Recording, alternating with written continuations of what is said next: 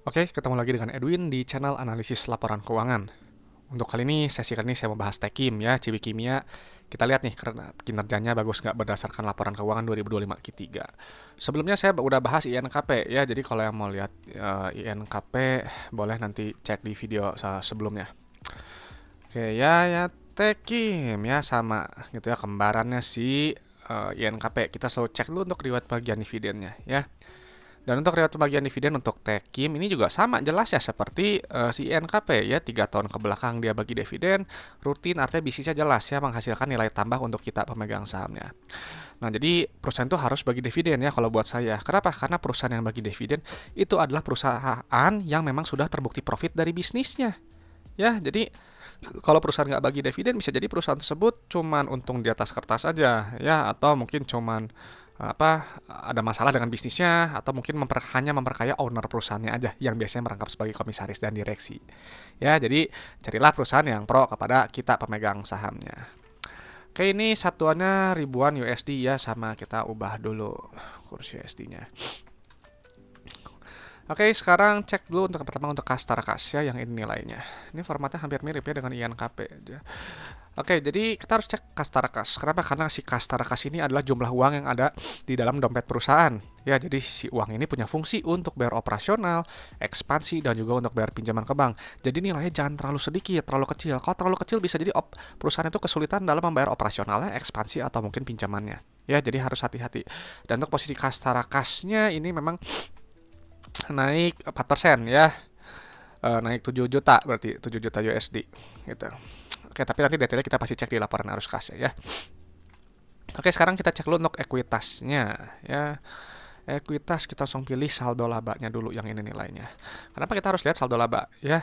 Karena saldo laba ini adalah total akumulasi keuntungan yang telah dihasilkan perusahaan dari semenjak perusahaan yang pertama kali berdiri sampai sekarang 2025 Q3. Ya, jadi si Tekim dari dulu pertama kali berdiri sampai sekarang 2025 Q3 itu telah menghasilkan total profitnya sebesar 2,1 miliar USD. Ya, jadi ini perusahaan yang baik, saldo labanya positif, dia bisa bagi dividen. Gitu. Karena kalau perusahaan nggak bagi dividen gitu ya, bisa jadi perusahaan tersebut gitu ya, kalau saldo labanya negatif atau defisit, perusahaan itu ya berarti dia rugi melulu. Artinya gitu ya, ya bermasalah. Jadi kalau perusahaan yang bermasalah gitu ya, saya mau harganya naik berkali-kali lipat juga saya nggak akan tertarik gitu ya. Jadi pastikan saldo labanya positif ya. Oke. Selanjutnya kita langsung cek dulu untuk bagian ekuitas pemilik ya, yang ini nilainya.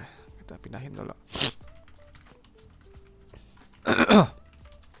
KNP-nya 0 ya, dan ini kita lihat ya sama seperti si NKP gitu ya. Jadi memang duo ini lagi turun ya. Jadi PBV-nya sekarang dihargainya murah ya di 0,52 dengan potensi profitnya 92% ya. Kalau mencapai dia nanti ke book value-nya di 15 ribuan gitu. Sekarang per harga 20 Januari harganya di 8 ribu ya. Dan ini sebelum ke ini tadi ada yang terlewat ya, untuk rasio saldo laba terhadap modal awalnya ini 3 kali ya gitu. Jadi artinya si Tekim ini telah menghasilkan profitnya sebesar 3 kali modal awalnya. Ya, kalau INKP tadi 2 kalinya. Gitu. Jadi si Tekim ini lebih profitable ya secara perhitungan ekuitasnya, secara struktur modalnya. Jadi ibarat kalau teman-teman punya bisnis modal 1 miliar, itu telah profitnya itu 3 miliar ya di luar dividen yang telah dibagikan. Gitu. Dan artinya ini juga udah balik modal, udah nilainya di atas 1 ya. Jadi ini sangat-sangat baik. Oke ya. Oke, selanjutnya kita langsung cek dulu ke bagian laba ruginya ya. Untuk di laba rugi kita selalu lihat penjualannya ya. Kenapa kita harus lihat penjualan gitu ya? Karena penjualan ini adalah pos keuangan yang menunjukkan pertumbuhan perusahaan. Ya, jadi perusahaan yang baik, yang bertumbuh, ya pendapatan cenderung naik. Artinya barang atau ya, ini kan kertas ya. Jadi kertas yang dijual si Tekim ini dibutuhkan oleh pasar ya, disukai oleh market gitu. Dan ini memang secara kinerja pendapatan ada turun tipis ya, turun sedikit gitu, cuman nggak masalah.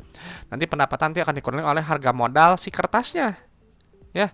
Nah, itu kalau muncul laba bruto, laba kotor. Nah, ini kita pindahin dulu angkanya. Kenapa kita harus lihat laba kotor ya, laba bruto? Karena si laba bruto ini untuk melihat inti efisiensi perusahaan dan juga untuk melihat kemampuan perusahaan menempatkan harga jual barang atau jasanya itu di atas harga modalnya ya, lewat gross profit margin ini. Jadi kalau misalnya ini 15% nih ya, ada kalau teman-teman jual kertas harganya 100 ribu, itu ambil laba kotornya 15 ribu ya, 85 ribunya itu adalah harga modal si kertasnya gitu. Jadi ya kita cari laba brutonya yang setinggi mungkin ya, gross profit marginnya yang setinggi mungkin, karena semakin besar laba bruto nanti juga semakin besar laba bersih ya, dan pastikan ini sesuai sektornya ya, GPM dan gross margin harus setinggi mungkin sesuai dengan sektornya. Jadi nanti laba bruto akan dikurangi oleh beban operasional, beban non operasional, beban pajak, nanti keluar laba bersihnya ya. Nah, ini laba bersih ini adalah inti dari laporan laba rugi ya, perusahaannya untung atau enggak. Dan ini kita lihat ya, untuk secara pair gitu ya, ini memang dia seingat saya tadi kalau nggak salah INKP secara PBV dia lebih murah ya. Dan untuk Techim dia pera dia lebih kecil ya, ini di 5, gitu. Jadi ini udah di bawah 10 ya, udah cukup murah. Cuman kembali lagi ya, kadang kalau perusahaan kayak gini kadang ya mungkin sentimennya belum masuk gitu ya. Kapan sentimennya masuk enggak tahu ya. Nanti balik lagi aja ke market kapan dia nanti mungkin akan mengapresiasi si Techim sama si NKP-nya ya. Oke, jadi sebenarnya udah cukup murah sih secara pair ya. Lalu untuk laporan arus kasnya kita lihat dulu ya. Kita langsung pilih dulu untuk penerimaan kas ya. Yang ini nilainya. Kenapa kita harus lihat ya? Karena dia berbeda dengan pendapatan. Kalau pendapatan itu sifatnya akrual ya. Jadi ya diakui dulu aja ya, dicatat di atas kertas dulu ya. Belum enggak menghitung jumlah uang yang diterima perusahaan gitu ya. Jadi kalau penerimaan kas itu benar-benar jumlah uang yang customer bayar ke perusahaan ya gitu. Dan ini kita lihat nih rasionya 110%. Ini tinggi ya, bagus gitu. Sedikit sedikit ya sebentar. Untuk tadi laba rugi gitu ya. Ini memang tadi kan ada penurunan sedikit, tapi untuk laba bersih ini naik ya. Gitu ya, ini bagus. Gitu ya, pendapatan turun tapi laba bersihnya naik. Coba nanti dicek lagi ya di pos-pos keuangan apa yang menyebabkan si laba bersihnya ini naiknya lumayan ya, naik 100% ya. Oke, kita balik lagi ya ke arus kas gitu ya. Nah, jadi tadi ini kembali ya, rasio penerimaan kas sama pendapatan ini harus tinggi. Ya ini kan 110%, jadi kalau teman menjual kertas totalnya harganya 100 juta, customer itu bayar 110 juta. Ya, jadi selisih 10 juta itu apa gitu? Itu bisa jadi piutang yang sebelumnya belum tertagih. Gitu. Jadi makanya rasionya harus tinggi karena semakin tinggi penerimaan kas itu semakin baik. Karena si uang kas tadi kan digunakan untuk operasional, ekspansi dan juga untuk bayar pinjaman ke bank ya. Nah, jadi sekarang untuk penerimaan kas kita gunakan dulu nih ya. Nggak, kita lihat dari atas dulu nih. Techim dia bilang pendapatan 738 juta USD ya. Nah, uang yang diterima 815 juta USD. Gunakan untuk bayar supplier, karyawan, operasional, nanti keluar net CFO yang ini nilainya ya. Ini bagus ya, nilainya positif, artinya bisnis yang ini menghasilkan uang tunai, jadi uang itu nggak cuma habis hanya untuk bayar operasional aja ya. Dan ini memang untuk bagus ya, untuk tadi ini net CFO nya nih juga naik ya, bagus, tinggi, hampir 2 kalinya. Penerimaan kas juga tinggi ya, bagus juga gitu. Nah, setelah itu gitu ya, dia kan ada sisa nih ya, digunakan untuk ini aktivitas investasi atau aktivitas ekspansi usaha ya. Ini nilainya negatif ya. Ini bagus. Kalau nilai negatif artinya perusahaan dia semakin lama semakin besar ya berekspansi atau dia memelihara aset produktifnya gitu. Jadi memang kalau ini kan, kalau tadi sekilas di INKP itu dia memang fokusnya ke pembangunan aset. Tapi kalau di sini memang dia besar ini karena dia ada penambahan investasi jangka pendek dan perolehan aset, tetapi ini nggak terlalu besar ya. Berarti kemungkinan ini hanya maintenance si aset produktif ya. Tapi kalau yang periode sebelumnya ini kan kecil sekali ya, dia nilai positif ya, asumsikan berarti periode sebelumnya 2025 Q3 ya dia menahan ekspansinya gitu aja. Oke, sekarang untuk aktivitas pendanaan atau aktivitas pinjaman ke banknya ini nih netonya dia nilai negatif ya. Ini bagus, artinya perusahaan itu berusaha untuk melunasi pinjamannya ya. Jadi kalau nilai positif itu dia ambil pinjaman ya, kalau nilai negatif ya dia pelunasan pinjaman atau pembayaran liabilitas, terus apa lagi, atau pembayaran pinjaman bank jangka panjang gitu, pelunasan dan juga bayar dividen. Mana itu bayar dividen ya. Jadi yang bagus seperti ini ya. Ini bagus nih polanya ya, plus min dan ada kenaikan kas tarkas, artinya gitu ya, udah bayar operasional masih ada sisa, udah bayar ekspansi usaha ada sisa, udah bayar dividen, bayar pelunasan ada sisa, dan uang kasnya naik masuk ke dalam dompet ya. Ini yang sempurna seperti ini, bagus gitu. Jadi secara pola arus kas ini sangat sehat ya saya rasa. Oke, selanjutnya kita langsung cek dulu untuk resiko bisnisnya secara likuiditas dan juga secara solvabilitas ya. Kita kembali lagi ke atas ya, di atas langsung pilih si aset lancar ya, yang ini nilainya. Oke, ini ada kenaikan gitu ya. Cuma kita lihat dulu untuk yang liabilitasnya, untuk lihat si rasio lancarnya ya. Nah, ini nilainya. Kita pindahin dulu. Nah, ini kita lihat ya nih, rasio lancarnya ini di 1,43 ya. Jadi ini ya masih di bawah nilai standar ya, karena standar biasa rasio lancar tuh 1,5 sampai 2 ya. Cuman ini nggak apa-apa sih, masih bagus ya. Rasio kas juga di 0,33 masih nggak masalah menurut saya, selama dia arus kasnya, cash flow-nya bagus, lancar gitu ya. ini pasti terkendali, biasanya seperti itu. Nah, sekarang kita cek dulu nih untuk short term debt-nya ada apa aja ya. Di sini ada pinjaman bank jangka pendek, ada musyarakah, terus ada apa lagi nih ya? Liabilitas ini ya bank sama musyarakah lagi. Ya di sini nggak ada obligasi sama kemana apa mudah barah ya yang di INKP. Oke, jadi kita ambil hanya 4 poin. Ya, bank jangka pendek, musyarakah ini sama yang pinjaman ya, pinjaman bank. Oke, kita pindahin dulu angkanya. Nah, kenapa kita harus cari yang seperti ini ya, pos-pos yang ini untuk short term debt? Karena yang short term debt ini gitu ya, dia kalau buat saya mencakup apa namanya? Utang yang dengan bunga gitu. Jadi kan si bunga itu kan dia nanti akan menggerus apa namanya? Laba bersih dan juga uang kas gitu. Jadi kan kita harus ya kalau bisa utangnya sekecil mungkin gitu ya. Kenapa? Supaya terkontrol gitu ya. Kalau terkontrol berarti kan nanti juga akan semakin besar uang untuk kita pemegang sahamnya ya, entah lewat itu laba bersih atau lewat dividen ya. Entar tunggu ini salah 2789 ya. Oke, ini kita lihat untuk short term debt-nya dia ada penurunan ya, ini bagus. Dan untuk secara rasio kas terhadap short term debt ini di 0,77 ya, yang memang belum nyampe 1 gitu. Kalau 1 memang dia golden standard ya, jadi dia bisa melunasi si short term debt-nya langsung dengan uang kas yang ada. Tapi ini nggak masalah, selama cash flow-nya dia bagus seperti ini, CFO-nya dia positif yang baik gitu ya, ini bisa terlihat normal ya, masih bisa dimaklumi.